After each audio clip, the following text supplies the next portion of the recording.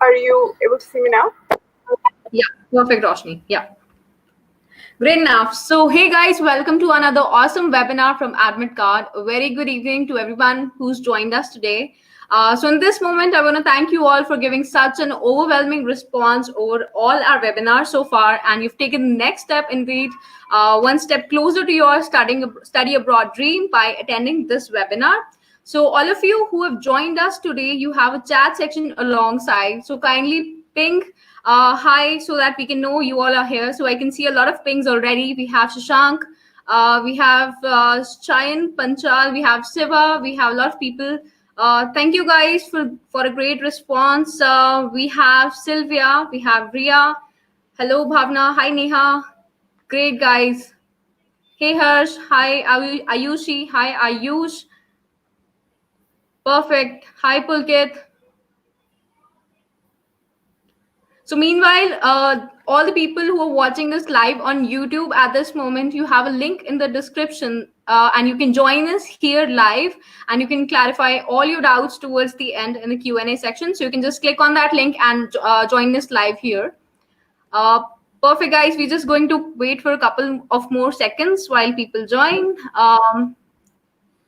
Hey, Mehek. Hi. Hi, Lakshmi. Great to see you guys.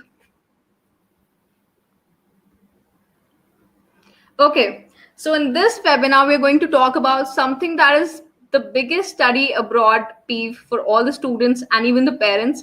It is the loans and finances. So my name is Pragya. I lead the mentorship vertical at AdmitKard, and today we have very, very special two guests who are going to help you out amidst all this confusion of loans and funding.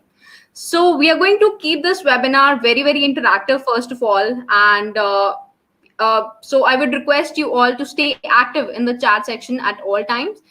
Especially we'll have a Q&A section towards the end of this webinar. So you want to stay live till then and ask all your questions and get them clarified. Perfect. So let me introduce you to two guests that we have. We have Aman from Gyandhan and we have Roshni, who's our student mentor. So first of all, you might be wondering about Gyandhan. So I want to introduce a bit about Gyandhan to all you guys. So Gyandhan is on a mission to equalize and expand access to higher education. It was founded by IITians with 10 plus years of experience in financial markets specifically. It's a student-friendly education loan marketplace which just primarily focuses on study abroad. And since then, Gyandhan has in fact helped 2,000 plus students finance their student study abroad dreams. And that is in turn a great job that they are doing. So we have Aman from Gyandhan. He's graduated from IIT Kanpur and joined Gyandhan as a founding member in 2016. So Aman, can you just quickly introduce yourself a bit? Yeah, thanks a lot for the introduction and for the invitation to talk in this particular webinar. So I think you have pretty much covered it.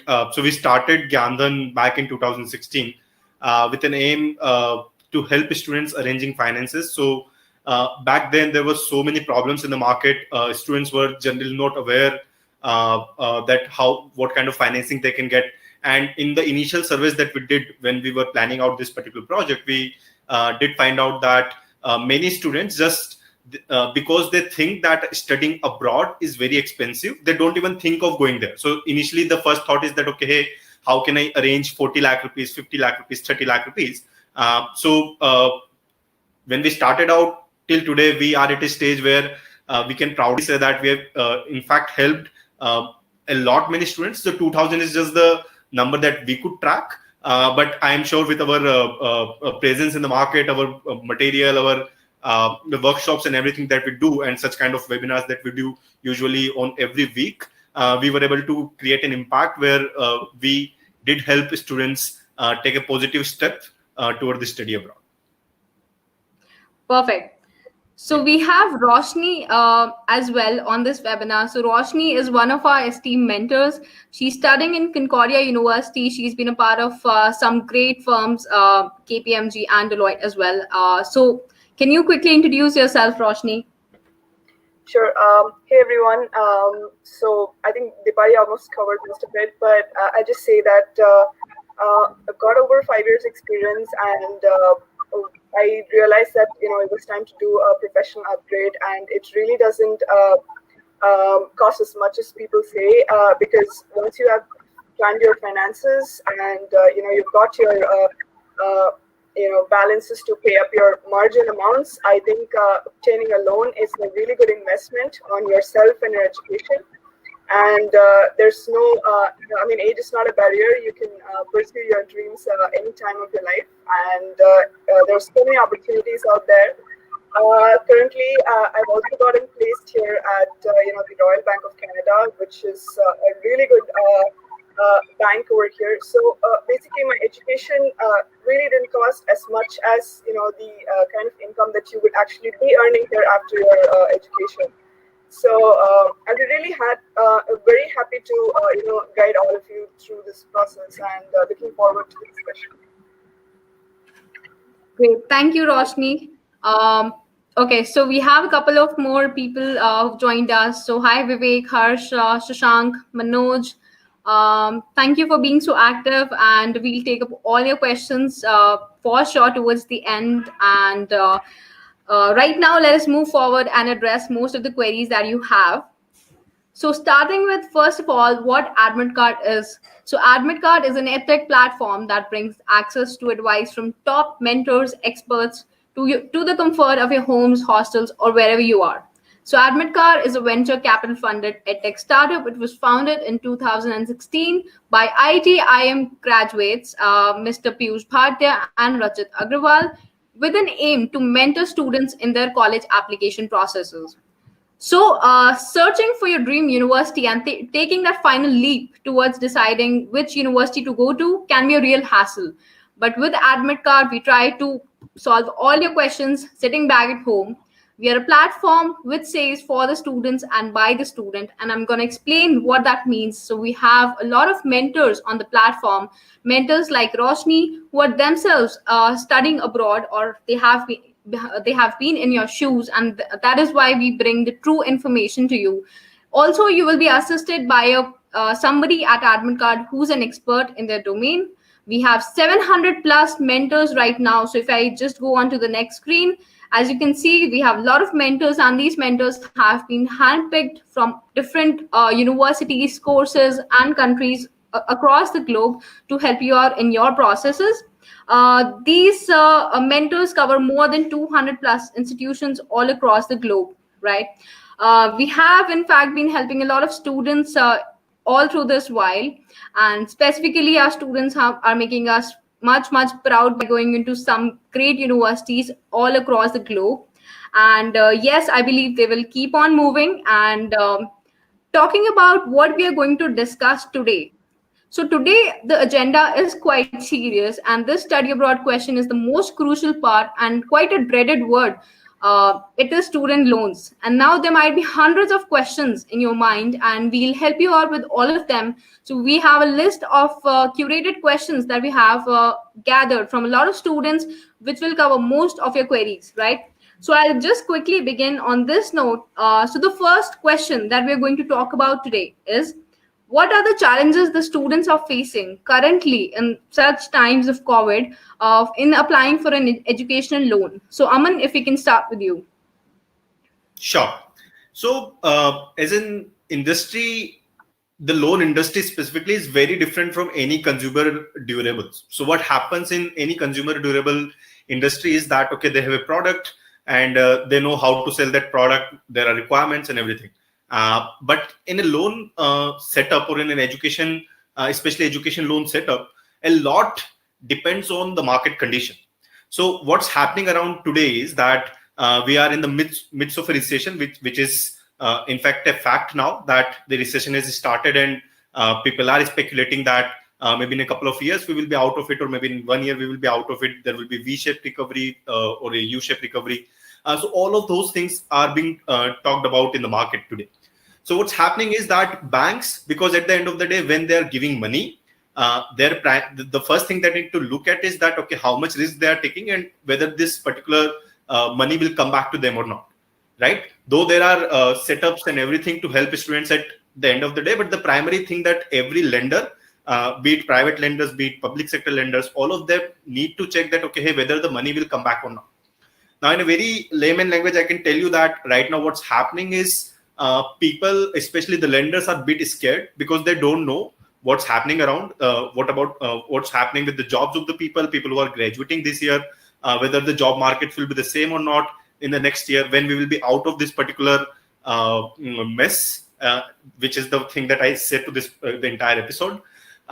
So one thing that's happened is, I don't know how many people is aware, but there are two kinds of loan that comes in the market, and maybe we can discuss that as well in the next few questions. So there is a secured loan and there is an unsecured loan. So what's happening is there is no impact as such on the secured loan, but the approval rate in the unsecured loan has reduced drastically.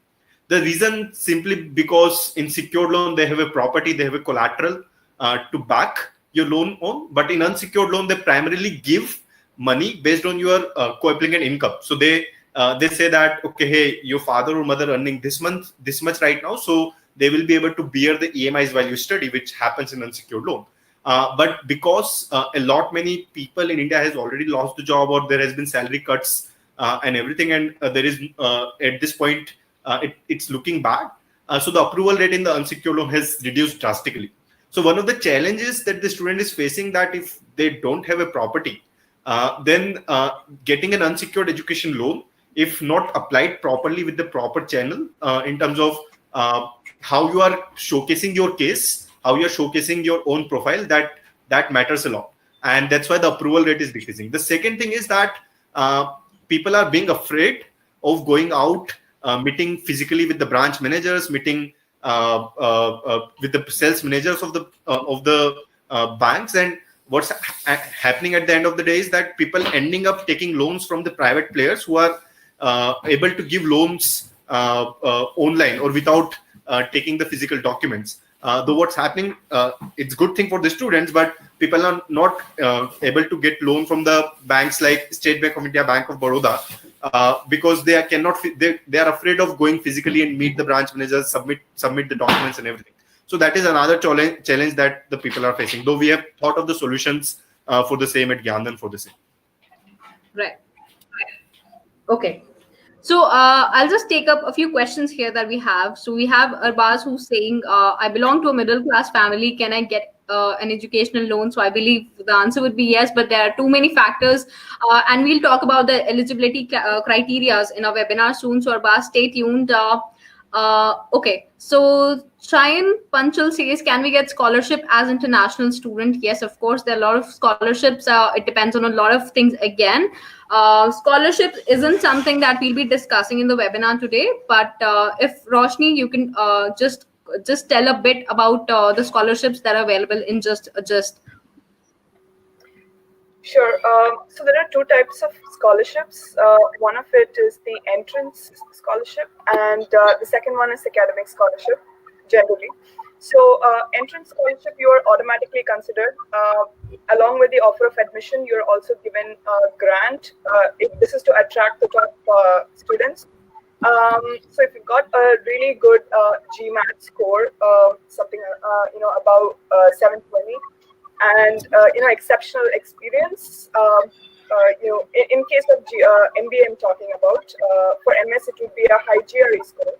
So if you've got like exceptional experience, if you've done community work, they see potential, they see leadership, you will get a really good grant. Because so for me, I got an entrance scholarship of around 40% of my tuition fee, which was literally half of my tuition fee. So there are a lot of scholarships. That's the entrance scholarship. And for in-course academic scholarships, if you're maintaining a GPA, say your total GPA is out of 4.2, and you somehow get 3.75 and above, and you maintain that GPA throughout your course, you will get academic scholarships on a semester basis. Just really helpful because every semester you get a student grant. Although it is taxed and all of that, but it's still a pretty good amount, and it helps you towards your education. Yeah. So, I just want to summarize it. It's about your GMAT score. It's about your experience. It's about your essay. How you write your essay. What's your plan in the future? If they see you're a very great leader or you have great potential, they will definitely give you. You will be automatically considered for these scholarships. Perfect. So I hope that answers your question. I'll take up one more question from Stella, who asks, I'm planning to do my PhD in abroad. Will I get a loan? So Aman, if you can tell if that qualify PhDs, they qualify for loans or not. Right. So most of the PhD programs are already funded by the universities where they get the stipend on the monthly basis. But yes, as a program, PhDs, we can help you getting a loan for the PhD as well. Perfect.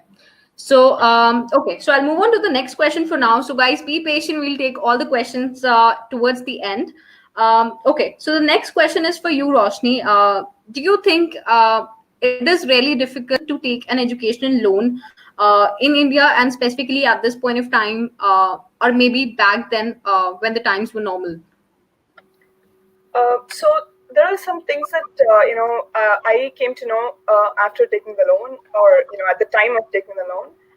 There is something called as a margin amount for every loan that you take. So the banks have a loan to value ratio. So if you're taking a loan of say 25 lakhs, it's not the entire 25 lakhs that the bank is going to commit. So they're going to commit to a particular loan value, and that would be a percentage of your total loan that you're seeking approval for. So maybe if you take 25 lakhs, depending on your collateral or your credit quality or a lot of other characteristics, you might just be given say 21 or 22 lakhs, or if it's really good, it's 23 lakhs.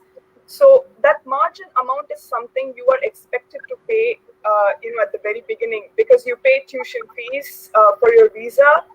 To obtain a visa, you pay 1 year's tuition fee in advance.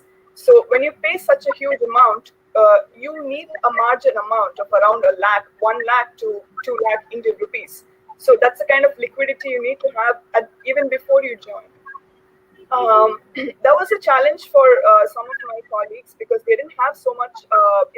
I'm talking about 25 lakh loan, but look at it from the other side. You take a college loan of 50 lakhs, say. So you need to have a margin of 4 to 5 lakhs. So that margin requirement is something important. That's something you need to ask your credit provider. What is the loan value, and what is the margin amount? What is the margin that you need to pay? That was one. The second challenge was about the documentation process as such. So if you have a collateral, before you take a loan, you need to register the collateral, or it's called a mapping of the collateral to the loan. And the bank expects you to do it in a government office. So there's a lot of procedure for it. You need to get appointment, you need to go meet them physically. You need to get your collateral registered and documented so that the bank can use it as their collateral. And there's a number of other documents along with the house, right? You need to get a lawyer's written writing that the house is somewhere belonging to you, and you're qualified for a loan. So there's a whole lot of documentation process, which I believe is going to be even more challenging in a time like this, when there's a lot of physical activities is restricted. So primarily, I would think of these two reasons. It's the margin liquidity required, as well as the kind of documentation and offices that you have to walk in and out. But at the end of the day, it's still worth it. The entire effort is worth it. Perfect. So the next question that I'll take would be from. Yeah, but I just want to clarify some things here. So, Roshni, glad you raised those points. So I will just take both the points one by one. So the margin money. So what you're mentioning is standardly called in the market as margin money. So it must have been possible that from the bank or from the lender that you have taken a loan, they must have a fixed portion, or they must not believe in giving the 100% of the education financing or the education expenses. But now in India, with us, we have options where we can help students with the 100% of the finances. So earlier, what used to be the case, for example, I can talk about State Bank of India. So they have a minimum margin requirement of 10%. So what that means is that bank will fund 90% of your overall expenses, and 10% you are responsible for your own. So that means if my overall expenses is 1 crore, so it doesn't mean that I need to give 10 lakh rupees to the bank. What I need to do is that the 10 lakh rupees I need to have in my account, and I can show it to the bank that, okay, hey, I have the money, you give me 90 lakh rupees and I will give my 10 lakh rupees there, and then I will spend the entire 1 crore rupees. Sometimes what happens is that bank says that, okay, hey, give us the 10 lakh rupees and we will take this 10 lakh rupees, we'll mix our 90 lakh rupees and pass on the entire 1 crore rupees to the lender.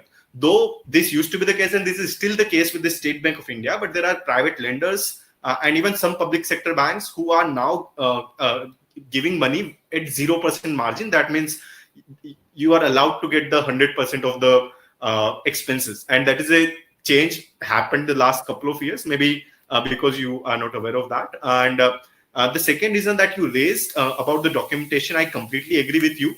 There is a huge documentation required, especially for the loan with collateral, so much so that it varies branch by branch, it varies bank by bank, it varies area by area. So even for example, I put up in Delhi. So in Delhi, the requirement of documents in South Delhi is different from the requirements of document in maybe North Delhi. So what happens is, at the end of the day, when you approach banks, or when you sometimes the first time you interact with the bank, they give you a very generalized checklist of document. But at the end of the day, then you need to go back and collect all the rest of the documents, including what you mentioned, the property maps and everything. So to solve this problem, what we have done at Gyandhan is that obviously we have done our own research, and with the experience that we have created a customized document checklist. So what it does is that it takes into consideration, okay, hey, which area you belong to in India.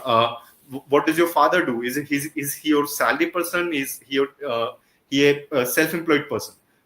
Whether your property is a flat, is it a plot, it's a commercial property. So we take all of these questions into consideration. We take the students' input and generate a customized document checklist and give it to the students. So at the end of the day, what happens is that students are able to get a list of the documents in one go, and which we can say that those are the 99% of the document that would be required.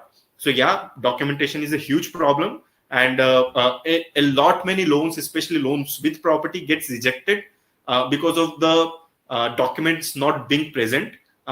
Primarily because we inherited, mostly Indians inherited their properties from their parents or their grandparents, and there has been so many changes in the property rules and everything, and sometimes we don't care of updating our property documents also, unless it's like whenever there is a fire, then we run with the water, so something like that. So we don't sort of update them, and at the end of the day, the loans get rejected because of that.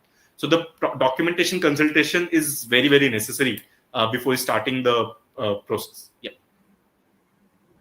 Okay. So I'll take up a question here from Milind Patel. Can I get education loan up to 20 lakh without a collateral security? So Aman, you can answer that. Right. So without collateral loan, now there are options in the market with which you can get up to 50-60 lakh rupees as well. But it really depends on which country, college and course you are going to. So let's say if you're going to Canada, University of British Columbia, then you can get up to 40 lakh rupees. If you're going to US Northeastern University, you can get up to 40 lakh rupees. But let's say you're going to a college in Canada, which is not very known in terms of their placements, in terms of their brand, maybe for that you can only get 10 or 15 lakh rupees. And another factor it depends a lot on is the co-applicant income. So one thing that I want to mention, which I mentioned before as well, that in the loan without collateral, you have to pay interest every month to the lender. Unlike loan with collateral, where you don't need to pay anything while you study, it gets added up in your principal amount and you repay it once you get job. I think that is the kind of the loan Rohit was mentioning. But in unsecured loan, you need to pay interest per month. The primary idea behind that is that bank don't want to lose the connect. They think that, okay, I'm giving the money to this person, 40 lakh rupees, and I don't want to be at a stage after, because if the student will default, I will get to know about it after 2 years. So they want to keep money flowing in. So they know that, okay, there are bad students, then they can stop the further disbursals. They can go after them to collect the money. They can write to the universities. They can write to the embassies that this person has taken money and not returning his back. So all of those such things happen. So in unsecured loan, the primarily thing that they check is that during the study period, because you will be there studying yourself, whether you are parents or your siblings, whoever can be the co-applicant, have the paying capability or not. So for example, for a loan of 30 lakh rupees, and if you take at interest of 10% or 12%, for just easy example, the interest per month is 30,000 rupees that needs to be paid. And then your father or mother's salary or your family combined income should be somewhere around 50 to 60,000 rupees to bear such kind of EMIs. So that's how the unsecured loan works. And if your parents' income or your family income lies in that particular bucket, then definitely, yes, you can get loan up to 20 lakh rupees. Perfect. So I hope that answers your question. So Sanskar, we have even answered your question. He was asking about the repayment of loans in such cases. So I think we've taken that up. So I'll move to the next question. So the question is, how much of an education loan should one get for studying abroad? And will the family income be a deciding criteria? So Aman, you could take that up. Sure. So how much of an education loan should one get? So I would say try to take as minimum as possible, because at the end of the day, you have to repay it back with interest. So if I have to plan my own education, so the first thing that I will do is that, okay, I know the total expenses is 50 lakh rupees or 30 lakh rupees, whatever it is, how much savings I have, how much I can get from my parents, my family, and then I will go and apply for a loan for the rest of the amount. Or I would say that you can apply for a higher amount, but take disbursal as low as possible. So the difference between the approved amount and the disbursed amount is, the approved amount is a commitment from the bank that, okay, hey, if need, we can give you up to this much amount whenever you need it. The disbursed amount is the actual amount you take out from the bank. So you can get the higher amount approved because there is no cost associated with that, but try to take as low as possible so that later you have to repay less with a lesser interest, obviously. But if the intent of the question is that how much can you get, then you can get up to you can get entire 100% of your education expenses, including the living expenses, including your flight tickets, including the laptop you want to buy. Everything is covered these days in the education loans. And I think I already answered the second part. Perfect. So we have a lot of questions around the interest rates. So we have one question from Rajesh who's asking, what is the current rate of interest in Bank of Baroda? So I think a lot of questions would be around which bank is the best and, what are the minimal rates that are available. So if you can talk a bit about that. Sure. So at the start, I mentioned that there are two kinds of loan. One is the loan with property and one is the loan without property. So if I compare these two kind of loan, then the loan with property or the loan with collateral, to be exact, collateral can be your property, your FDs, your insurance policies. The interest rate is very low. For example, as asked, the interest rate in Bank of Baroda and State Bank of India these days, because of the lower repo rate by the RBI, is around 8%. Versus if you go for an unsecured loan from any bank, any source, any lender, the minimum rate is 11.5%. And that is for the better profile or good profile or best profile. It increases significantly for an average profile. For example, it goes like, if I have to draw a curve, then majority of the students who gets an unsecured loan, they get it between 12 to 13.5%, which is a lot of difference between secured loan versus unsecured loan, because the difference of 1% on 40 lakh rupees is the 40,000 rupees per year. So if there is a difference of 5%, that is the difference rupees at the end of the day.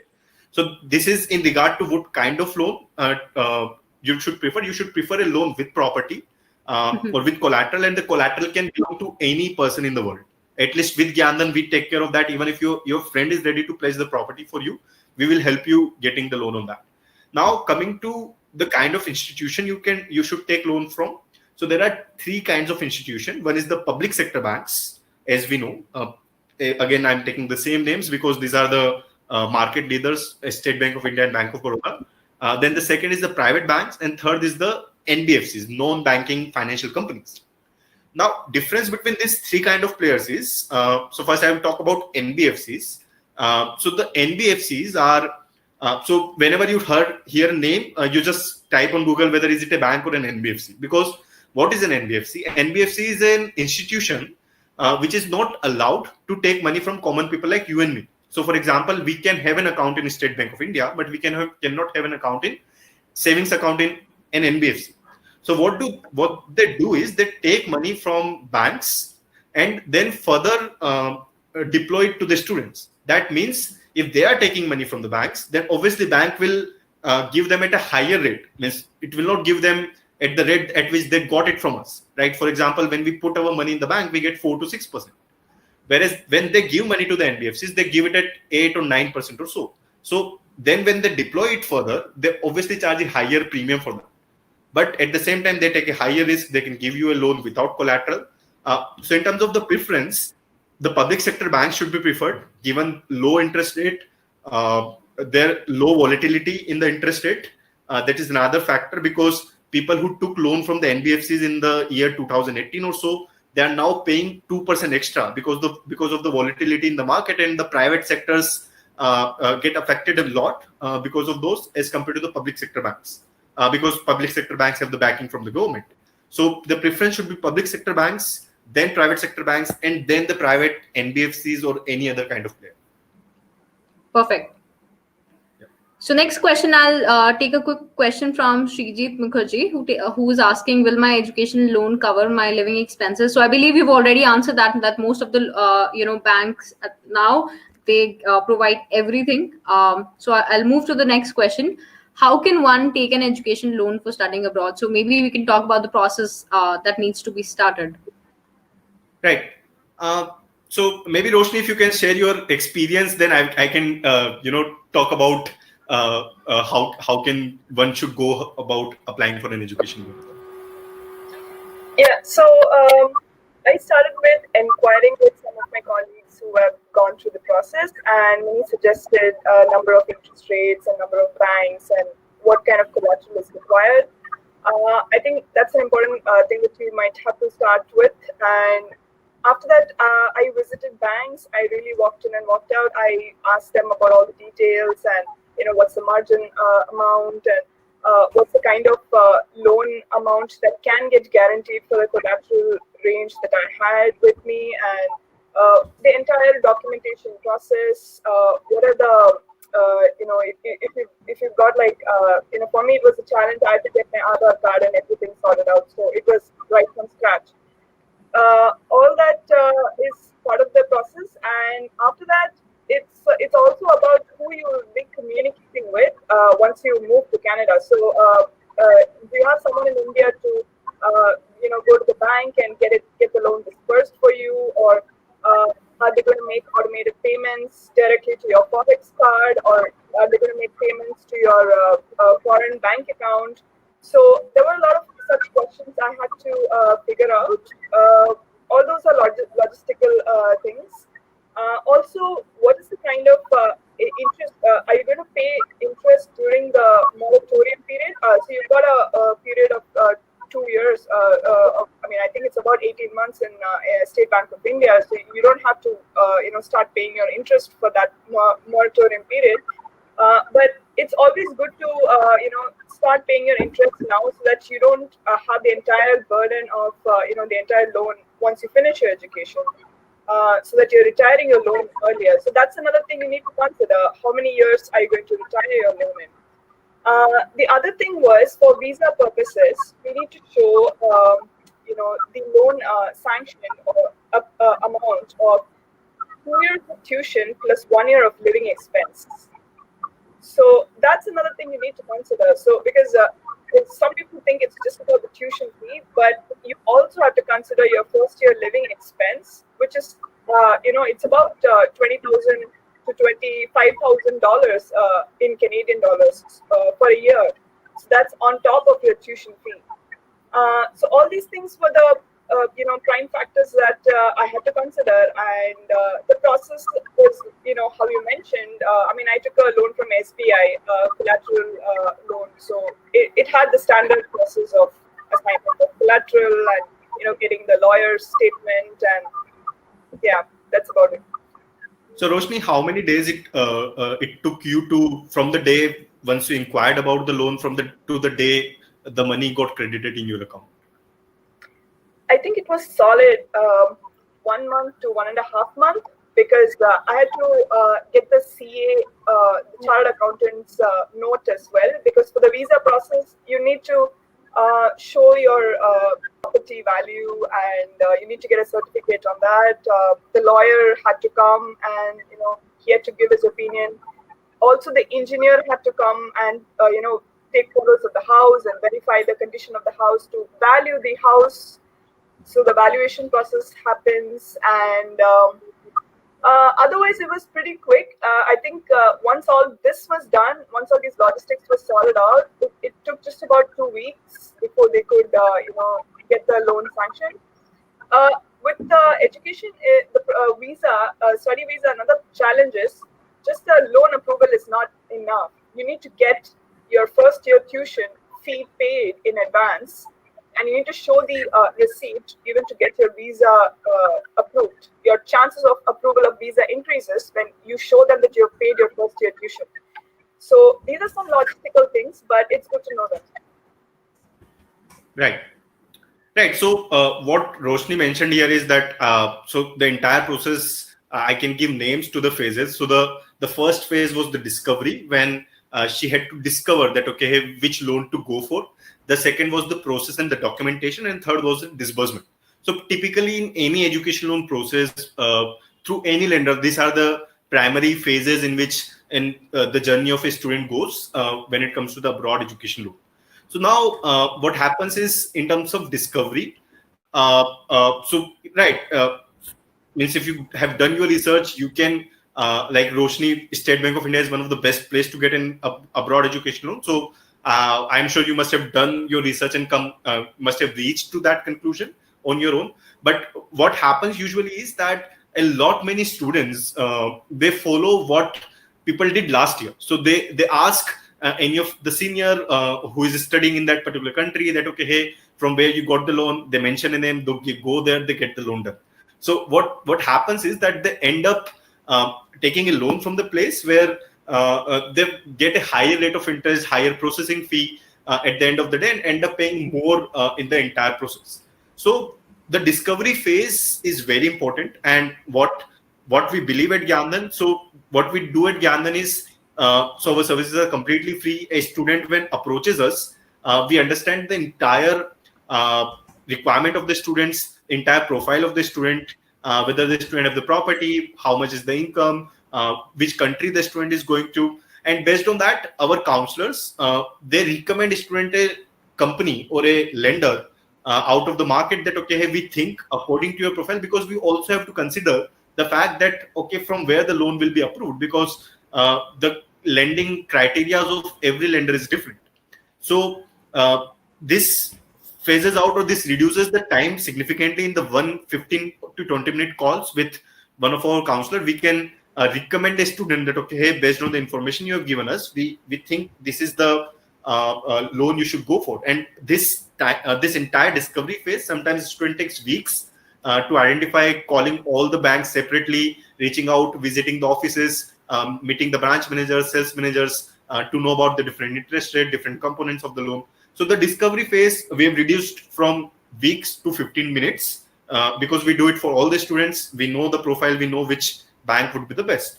Now, coming to the process and documentation. Now, again, what happens is, if you're taking a loan from the public sector banks, as discussed earlier, there is a huge documentation required. And as mentioned by Roshni, that if you're taking a loan with property, then first you need to submit your documents, you need to pay your processing fee. Then an evaluator will come, will evaluate your property. A lawyer will come who will do who will check all the legal papers. And there is a report called TIR, Title Investigation Report, that needs to get submitted. Now, think it in this way. There is you, there is bank, and there are these other two people, lawyer and evaluator. So there are 4 or 5 people involved now in your education loan process. Now it depends on case to case basis, but in a lot many cases, what happens is the lawyers take a lot of time. They take their own sweet time to visit, recreate the report, because there is no incentive for them to do it faster, or maybe they are overburdened by the work or something like that. So the entire process time or the documentation time for many students, again, it takes 2 to 3 weeks to get the entire logistics done. Once everything is done, yes, the process will be done in a couple of days or 3 days or maybe a week. But this entire logistics take a lot of time. So especially for the secured loan, what we do at Gyandhan is that in the major cities of India, we have our own representatives who come to your home, take all of your documents, check then and there only if any particular document is missing or not. We go to the lawyer. We already know the lawyers. We get it done on priority. So the entire process of 2 months of an education loan, we have reduced it to 12 to 15 working days. So that is for the loan with collateral. Now, loan without collateral, we have taken another step where students just have to upload the documents online. So you call us in the 15-minute conversation. We tell you that, okay, hey, this is the recommended bank for you or the recommended lender for you. We send you a link. You upload your documents there. In 24 hours, we can get back to you whether your loan is approved or not. So the 2-month process, and especially it happens a lot that people call us saying that, okay, hey, my visa is due in 6 days, my visa is due in 10 days, and I need the loan immediately. In all of such cases, we need to go with the loan without collateral, where we are getting the entire process done online. So how one can take the education loan? One is you can follow the path where you are doing your own, everything your own. Yes, at the end you will get a loan, but it's just that you will have to go around, talk to people, understand things, maybe take a couple of days off from your work if you are in working professional also, or otherwise you can hire consultancies like us. There are a couple of consultancies in India. One is Gyandhan and there is another who are officially authorized by these lenders to do the work on the student behalf. So we are the licensed player. So we do it everything on your behalf and get things done. So much so that in secured loan you just have to visit branch once to do the signature. In unsecured loan you never have to visit anywhere to get the loan done. So that is how much easier we have made the entire education loan process. And how to apply? Just reach out to us and we will be happy to help you out. That's really great. So, okay. So I'll take a quick question here. Can I avail loan with agricultural land as a collateral? So this is one confusion that a lot of students have on what kind of land is going to qualify as a collateral, right? So if you can talk a bit about that as well. Sure. So agricultural land is not acceptable for any kind of loan, not just the education loan. Only agricultural land is acceptable if you are taking a loan for the agriculture itself. The reason behind that is the government's mentality that if let's say the person who is taking a loan on the agricultural land is not able to repay, they cannot go around and take the land from the farmer because that's the backbone of the country, and obviously there can be bad PR for the government. So that's why they have made it mandatory, or they've made the rule that, okay, hey, you cannot take an education loan, which is an unfortunate thing for the people who are parents or who are families in agricultural business, that you cannot take a loan on the agricultural land. You also cannot take loan on Gram Panchayat's property. So for example, you need to check if your property is in any village. If it is under Gram Panchayat, then you need to convert into the Nagar Panchayat property. So you need to convert into a municipality property, and then only you will be able to get a loan on that. You can also not get a loan on an open plot. So you can get a loan on the plot till if there is a boundary that is defining the parameter. So if there is no boundary, then the bank just thinks that, okay, hey, there can be disputes in the future because the boundary is not defined of the plot, and again they don't give you the loan on that. So what kind of the most preferred collateral is the house you are living in, or the flat you are living in, or a spare house, spare flat, or the fixed deposits if you have. So those are the most preferred kind of collateral.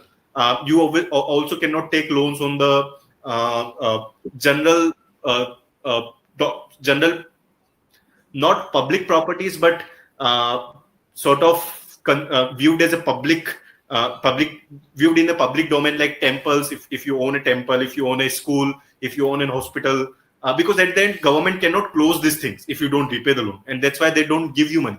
They cannot close a temple, they cannot close a hospital, they cannot close a school. Though you can take loan on the commercial property if it is owned by a couple of people. If it is owned by a company, private limited company, which means that there are hundreds of honors, depending on how big is the company and everything. Again, you cannot take a loan on that. So yeah. Okay. So again, it varies a lot. There is no generalization. We need to. This was a general thing which can be looked upon, but again, we need to look at the property papers to tell whether the loan is possible or not. Just one another thing, in many metros, specifically in Delhi, Mumbai, Bangalore, there are some sort of called unofficially called black areas, where they call them unauthorized colonies. That means that those colonies, though are legal, but were not in the plan that was formulated for the city 50 years back. And they call it an unauthorized colonies even today, and you cannot get loan on that as well. So that's again an unfortunate thing for someone. For example, 85% of the property in Thar area is unauthorized. So that's just the extent of this problem that we have. Okay. So the next question would be for you, Roshni. Are education loans a good bet for study abroad? Because a lot of the students are putting in a lot of investment into their studies, and the parents as well. So is taking a loan at that point of time is a good idea to support study abroad? It really depends. It depends on. I mean, it's obviously a risk. There is a risk of not being placed after your education, or maybe a delay before when you find your stable job here. So until then, there's a cost that is involved. So, but if you're already placed during your program, many of I would say, like, people from India, we have a network here, we have a community here, we've got connects with alumni, and they're very helpful. So think of it this way: if you're very proactive, you've got a good grade, and you're involved with your program, and you're committed to getting a job even before you graduate, I think the minimum wage after over here really sets the standard. And once you finish a master's, like an MS or an MBA, I think you really hit a good salary. I mean, that's when your return on investment is actually going to be high. So think of it as your education loan is an investment, not just on your education, but also on your future. So I would say, from my perspective, it is a good bet, because if you're going for a public university or university which gives you a scholarship, so most of your money is already taken care of. Education loan is like a temporary credit that you're going to borrow, but you will soon get a very stable job here if you're proactive, and you would be able to pay it back. I would say look at it like a low fee and high prospect kind of situation. So if you're looking for a college which is the tuition fee is going to be around say 40 lakhs, you would be able to pay it at from my knowledge, I think within 2 years you would be able to pay it back, depending on if you're going to save enough, if you're going to earn enough.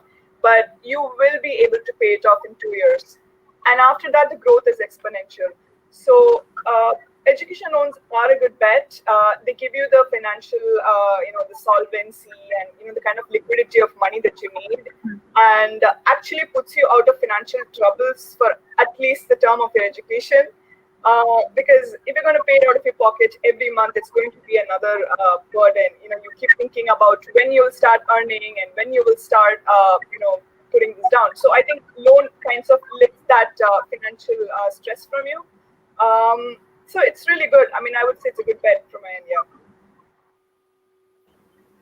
Okay, perfect. So we'll move on to the next question here. So I think we've discussed a bit, though, Aman, which banks offer the best foreign education loans in India.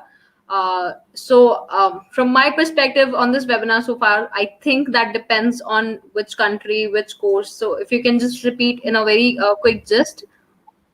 Right. So I will give a formula. If you have a property, go with either State Bank of India or Bank of Baroda.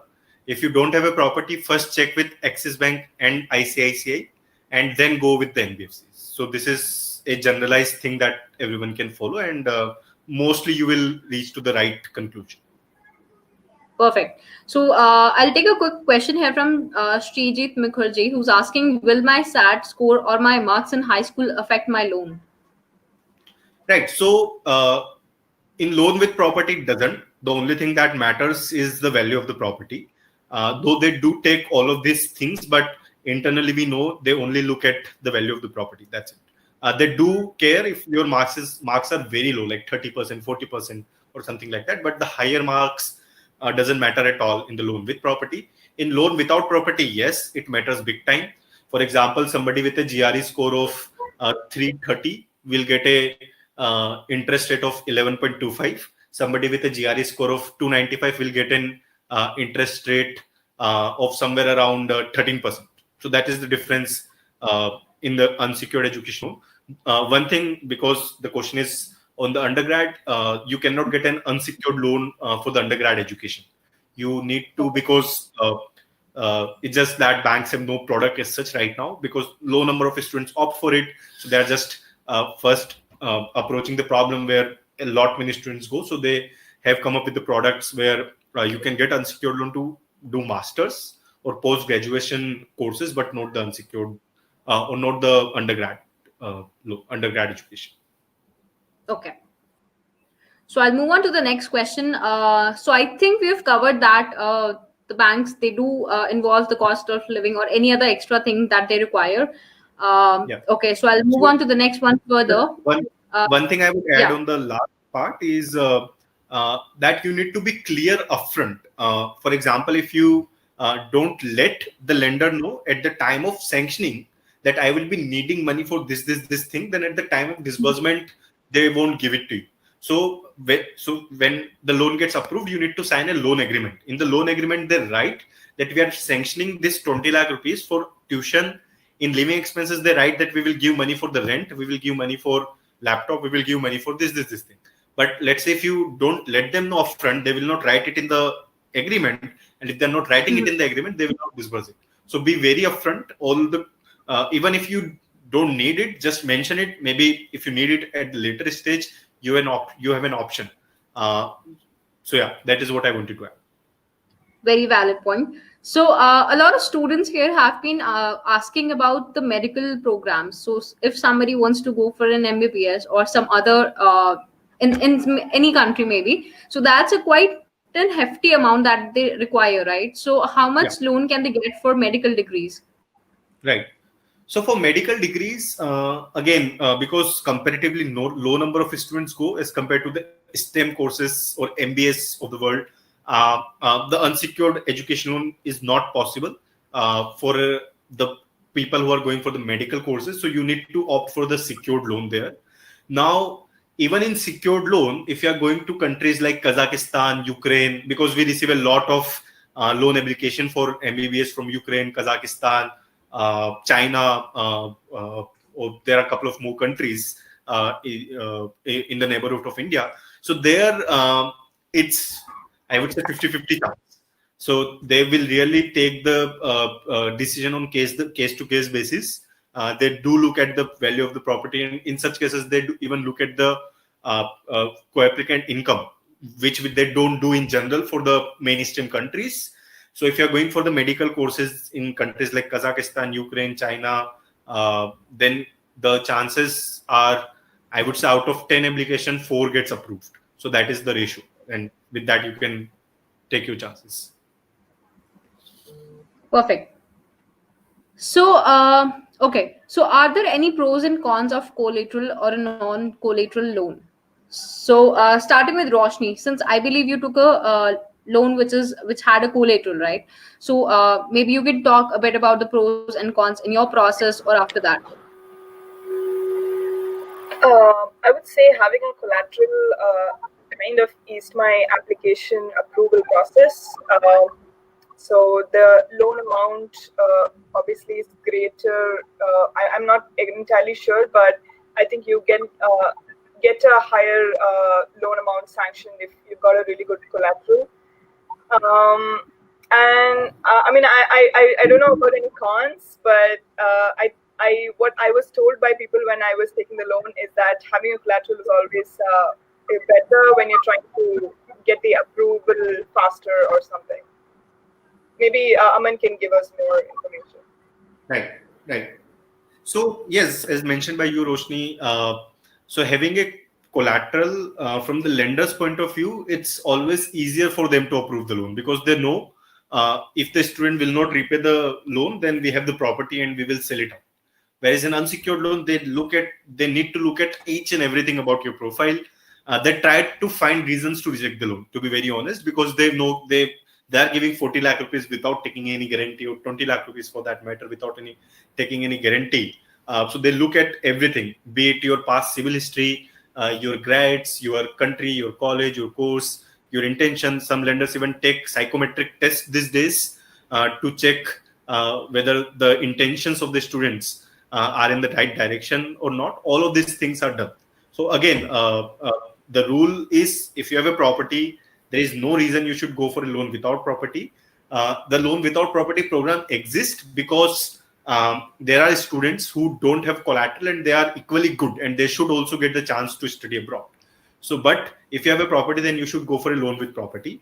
Now, talking about pros, so loan with property pros is the lower interest rate, higher chances of approval, no repayment during study period, which means that you don't have to ask your parents every month to deposit an amount while you are studying.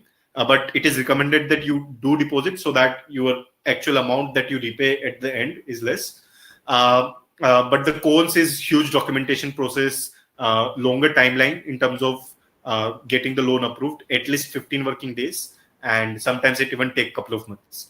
Now, talking about unsecured loan, the rate of interest is high, the approval rate is low, but you are getting a loan without property. So there is that particular pro. But another thing that most of the people misses out is two things. One is the processing fee. So the processing fee in the loan with property is also lower. Processing fee in loan without property is higher. So you need to pay for a loan of 40 lakh rupees, you need to pay 40,000 to 50,000 rupees upfront as a processing fee to get the loan done. And the next thing is the tax benefits. There's a lot of the companies who are offering without collateral loan are the private NBFCs, non-banking financial companies. So they don't come under the government's tax benefit scheme, which is that if you pay the interest that you're paying to the government, so to the bank, you don't have to pay tax to the government on that. But if you're taking a without collateral loan from an NBFC, you will not be eligible for that scheme, and which is a huge thing because that saves you a lot of money as well. The savings that you do in your tax calculations. So yeah, these are the pros and cons. But again, preferred is loan with property. One question I just saw was, hey, whether you should take a loan with property from the NBFC. I would say why you will take a with property loan from an NBFC, because they will charge you a higher rate of interest. So go with the public sector banks for a loan with property. Okay.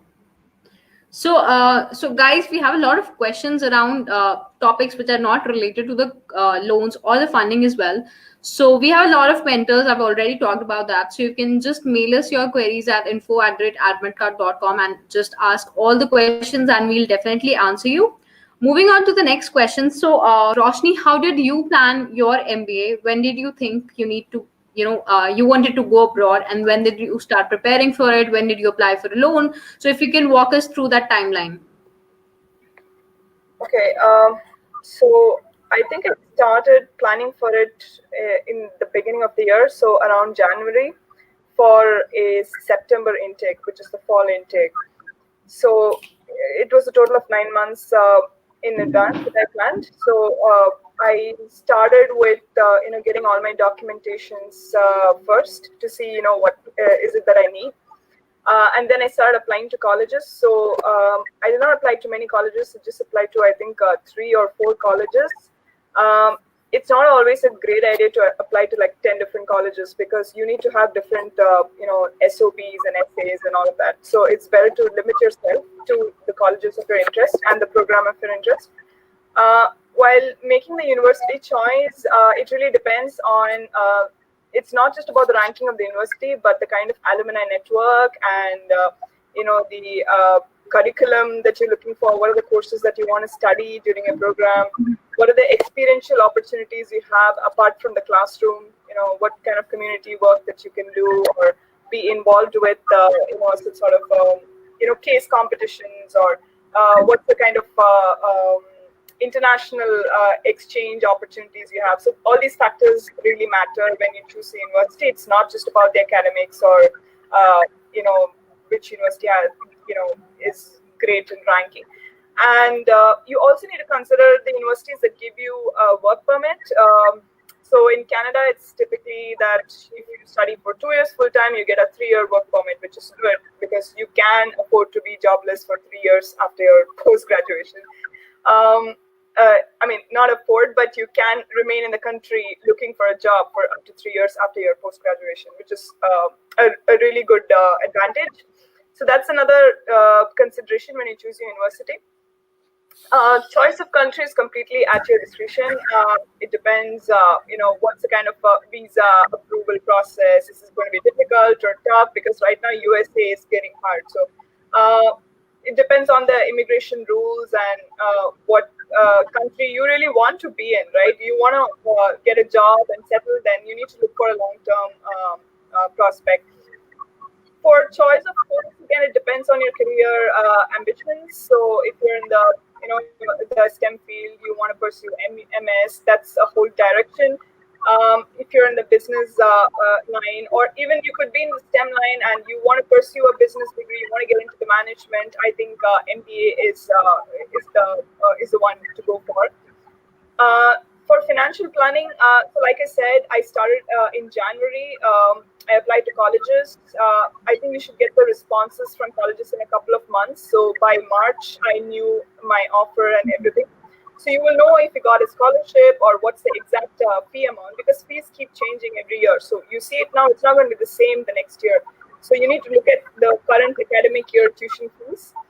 And each country has its own visa requirements. So for Canada, it was like chance of approving visa is higher if you got your money for, or your funds for 2 years of education and 1 year of living expenses covered.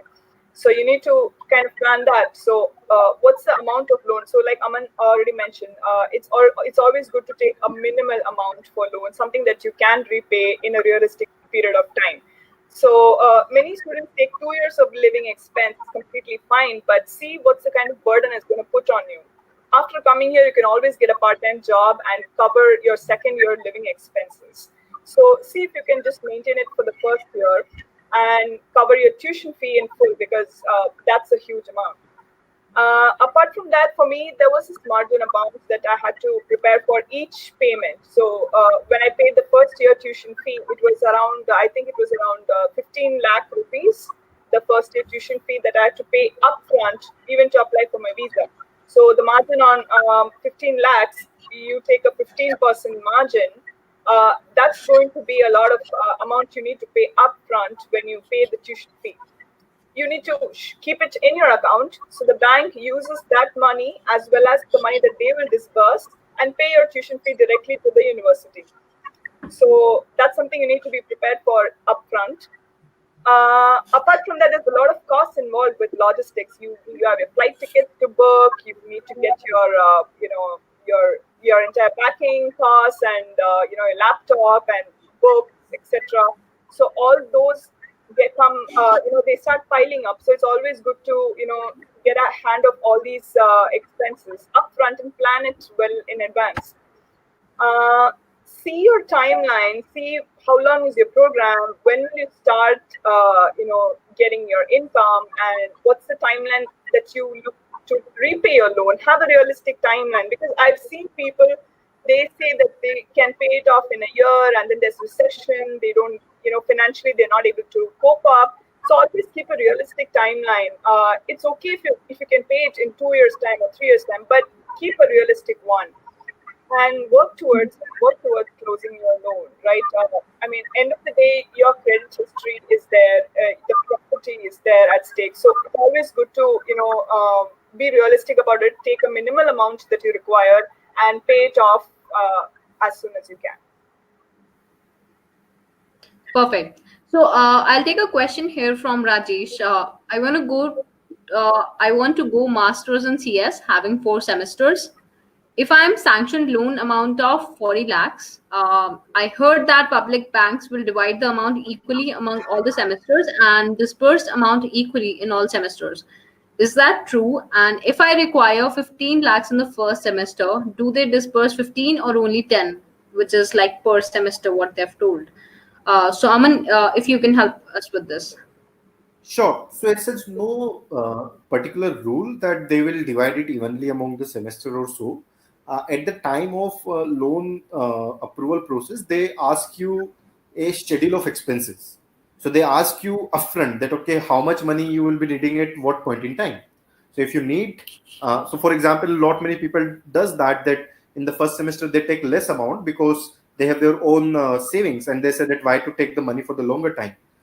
They use their own expenses, and then they take the higher amount in the later semester. So it depends individually that how you want to do it, but you can mention it to the bank that you need in the first semester 50% of the loan amount, and then you need 25% in the next semester or so. Also for many countries except USA, as Roshni was also mentioning, that you need specifically 1 year of living expenses, or in many countries you need 1 year of tuition fee needs to be paid upfront even before visa. So in all of such cases, the money will come before visa, and whatever money you need. It's just that you need to be upfront about it and in the approval process. And these days already banks know that somebody who is going to Canada, they need money for the living expenses in the GIC account. Somebody who's going to UK, they will need disbursal before the visa. So all of those things are already being, at least we take care at our end while we are helping students. We make sure that they do all of these things upfront so that they don't face issue later at the time of disbursal. Perfect. So how Gyandhan is supporting? So I'm sure there are a lot of students who have, got your help, and I think Gyandhan is taking all the pressure off the students and doing the job for them. So we've already discussed a lot about it. So you can collectively answer how Gyandhan would help. Also, how one can reach out to Gyandhan. Sure. So the philosophy that we work on is more of how can we help students arranging the finances without roadblocks. So that is the philosophy that we work on, and we try to do everything and anything that we can to make sure that the experience of getting an education loan is not bad for the students, because we have heard a lot of stories from so many students about their experience, the pressure they had to handle while they were applying for the loans and everything. So what we start with the transparency. We tell students that, okay, these are the 10 options, these are the 5 options, here are the pros and cons, we think you should go ahead with this. We properly give all the reasons to the students that why we think you should go ahead with this, so that in the students' mind they are clear that why they are going for that particular education loan. Not only that, we also try to let students know all the costs upfront.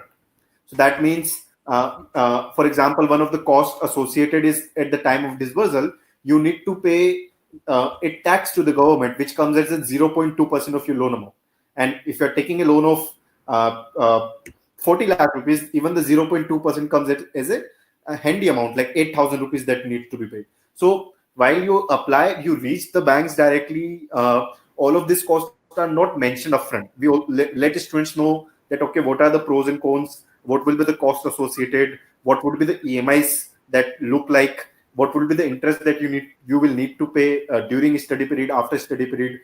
If you close the loan in 5 years versus you close the loan in 10 years, how much is the total interest that needs to be paid and everything. So the first thing is to educate each student about the loan processes, about why is it important to take the right education loan, how a small difference or a small thing can let you down by lakhs of rupees at the end of the day while repaying the loans. So that is the first thing that we do. The second is comes to the process. Now the process, we in unsecured loan, we have tried to make it completely online, try to get the loan done in 3 to 4 working days, which is, I think, a huge improvement as compared to what we started out in 2016, when it used to take at least 15 days even for a loan without collateral. We even had increased the limits of the loan for many lenders from 20 lakhs to 40 lakhs, 50 lakhs, 60 lakh rupees. Now, coming to loan with collateral, where I think our to the students, where our relationship officer who visits your home, checks all the documents. Even during the times of COVID, we know that students and their parents are afraid of stepping out, visiting the branch. That doesn't mean that you should not take a loan from a place where you are getting at a lower rate just because they want you to reach there. So there we took an initiative of something called contactless education loan, where our representative reaches your home. He or she will be outside your home. It's like contactless Domino's pizza delivery. We will be outside. We will take all the precautionary measures using the sanitizers and everything, so that the transaction is happening, but there is no contact at all with the customer. And we try to do the same with the other hand as well, because we need to at the end make sure that our guys are also safe while helping you guys. So during the time of COVID, we have taken this decision, this initiatives, which further helps students in getting the loans, in getting the financing for their education. So at the end of the day, the entire aim is that you get the right education loan at the right time with minimum hassle. And good thing is that we have designed the entire thing in a way that we don't need to charge you anything. We because we are not an NGO, we do need to pay salaries to our people here. So we have designed in such a way that all of the work that we do for you, we have somehow tried convincing banks to pay for this. So we, for example, we are coming to your home. We charge 1,000 rupees to the bank to pick up the documents, right? So you don't need to pay anything. Bank, because State Bank of India, they cannot have their own people doing so, because they already have 2 lakhs plus employee, and then even if they start doing this, they will need to hire a lot many people to get all of these things done. And that's why this concept came in, and they've hired us as one of the agency to do this. And somehow we worked it out in a way that we, at the end, a student don't need to pay anything extra and get the entire thing. How to reach out to Gyandhan? Just simply type Gyandhan on Google. You will see our website. You will see our contact number. I would recommend everyone to check the eligibility, because the eligibility tool that we have designed, that takes the eligibility criteria of more than 10 players and automatically tells you without even any human interaction that, okay, you should take the loan from this particular player at the end of the day. So check your eligibility there. Even if you don't want to go through us, it's free of cost.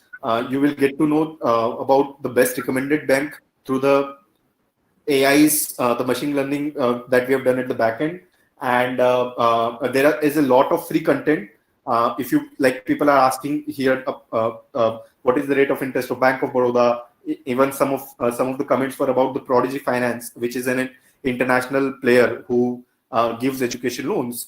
So all of these things, unbiased, is covered on our website. There are pages, there are blogs. Go read it out. See if you can get any help out of it. And if you like it, just appreciate it. That's it. Yeah. Perfect.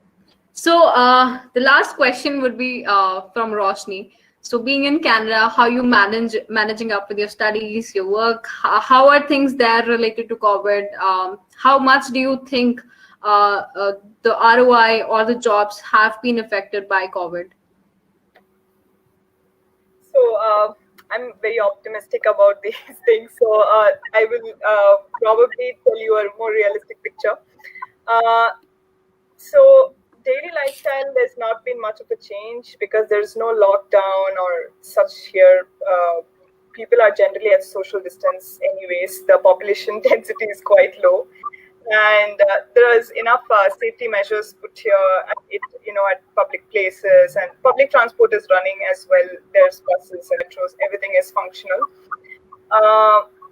Everyone takes precautions here, so we wear masks, and there's sanitizers everywhere. So it's highly precautioned and safety measure environment.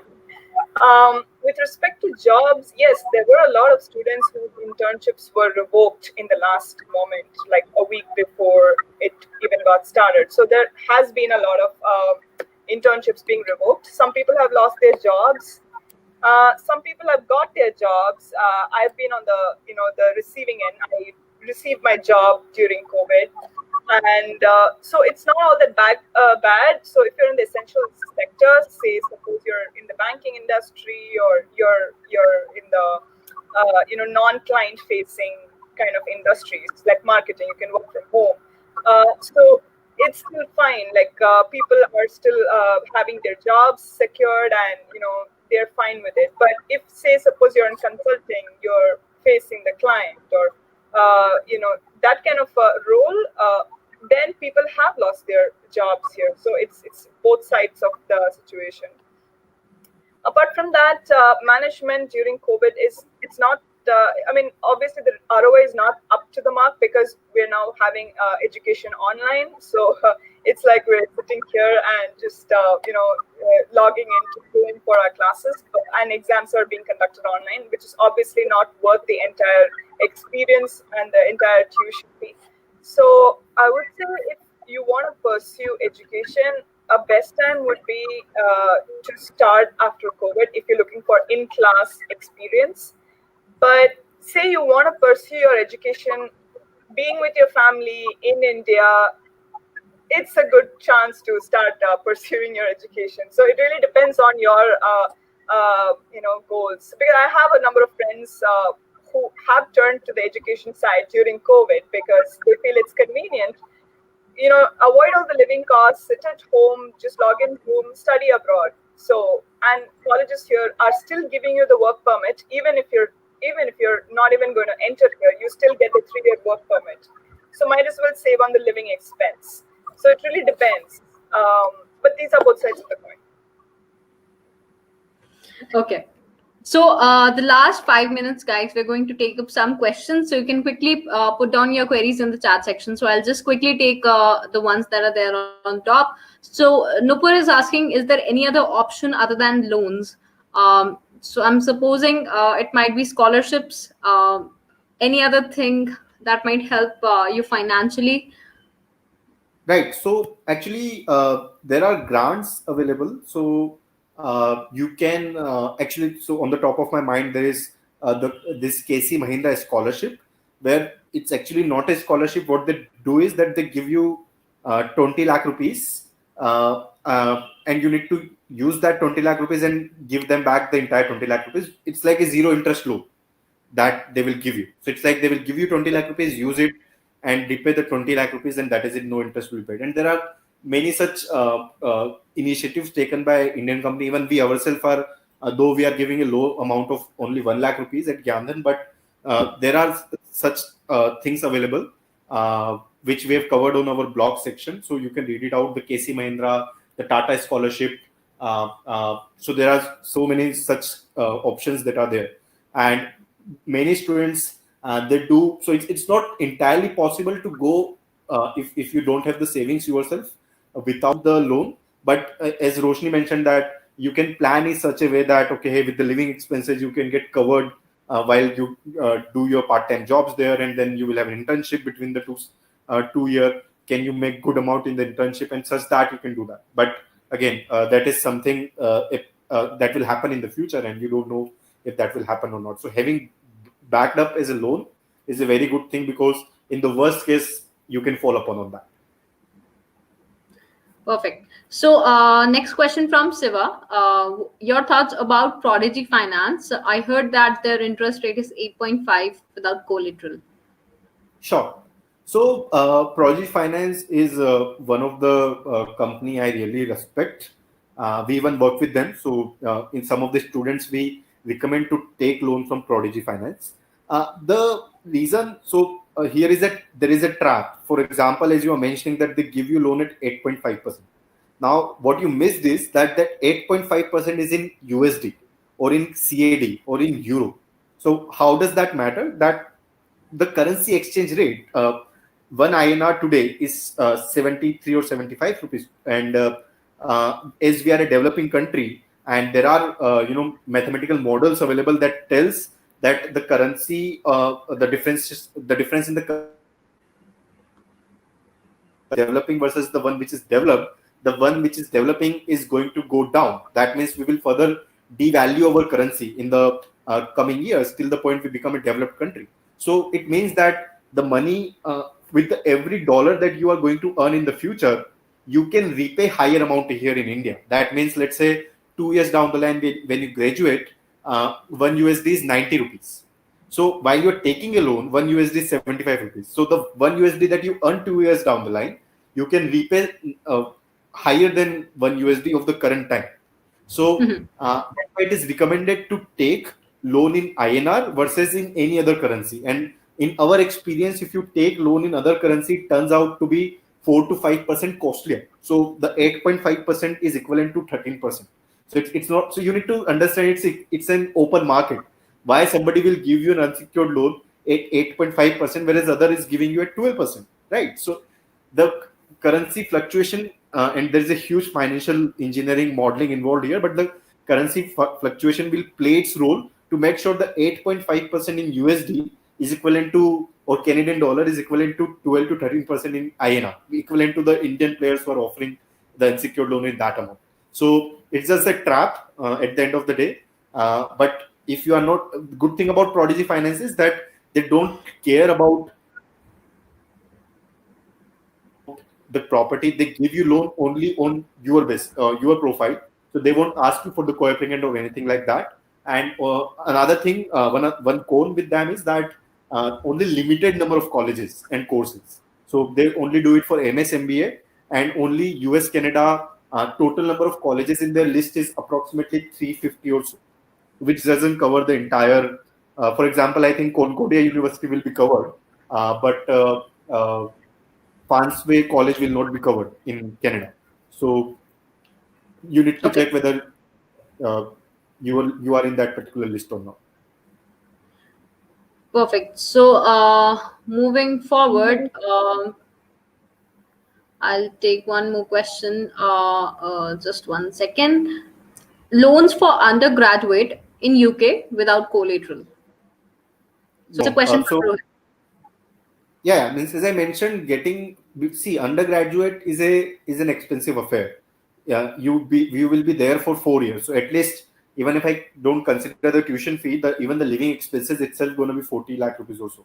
And then I consider the tuition fee, it's going to be the entire 80-90 lakh rupees. So nobody is going to give you unsecured loan up to that much amount without collateral for undergrad. You can get max up to 20 lakh rupees or so, which doesn't cover your entire cost. So you need to have a property. Okay. Yeah. So I'll take the last question here today from PVS Ganesh.